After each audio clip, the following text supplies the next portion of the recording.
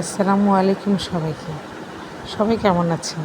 আশা করি ভালো আছেন। আলহামদুলিল্লাহ আমরাও অনেক ভালো আছি।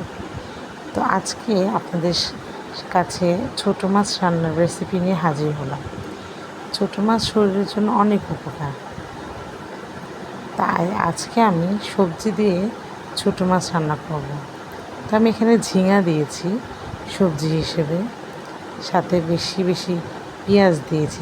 যদিও এখন পেঁয়াজের দাম বেশি, তবু কী করার, মজা তো লাগতেই হবে খাবার, তাই না? তাই আমি এখানে একটু পেঁয়াজ দিয়ে দিয়েছি বেশি। তো এখন তো বর্ষার দিনে নদীতে অনেক অনেক ছোটো মাছ পাওয়া যায়। তা আমাদের তো যমুনা নদীর পাশে বাসা, তাই আমরা সহজেই ছোটো মাছ বা নদীর মাছ পেতে পারি।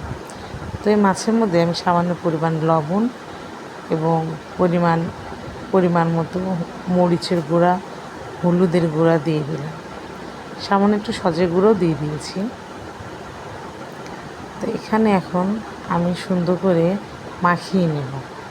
ছোটো মাছ মাখালে বা সবজি যদি দেওয়া হয়, সেই সবজি দিয়ে পেঁয়াজ দিয়ে মাখালে অনেক মজা লাগে। তো আমি এখানে পরিমাণ মতো তেলও দিয়ে দিলাম। দিয়ে এখন এটাকে খুব ভালো করে মাখিয়ে নেব। দেখতে পাচ্ছেন বন্ধুরা, আমি কত সুন্দর করে মাখিয়ে নিচ্ছি।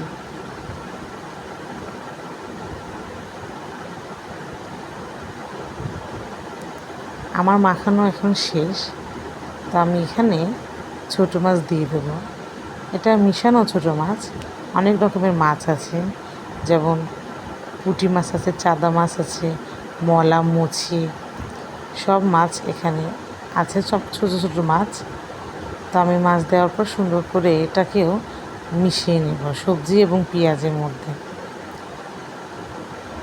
বেশি মেশানো যাবে না, মাখানো যাবে না, তাতে মাছগুলো ভেঙে যাবে, কারণ মাছগুলো অনেক ছোট ছোট। তবে এখানে সামান্য পরিমাণ পানি দিয়ে দেবো। বেশি পানি দেওয়া যাবে না, কারণ এখানে আমি সবজি হিসেবে ঝিঙা দিয়েছি। বেশি পানি দিলে আরও ঝিঙা থেকে আরও পানি বের হবে, তাই আমি এখানে সামান্য পরিমাণ পানি দিয়ে দিয়েছি। তো আমি এটাকে এখন সুন্দর করে ঢেকে রেখে দেবো বলক ওঠা পর্যন্ত।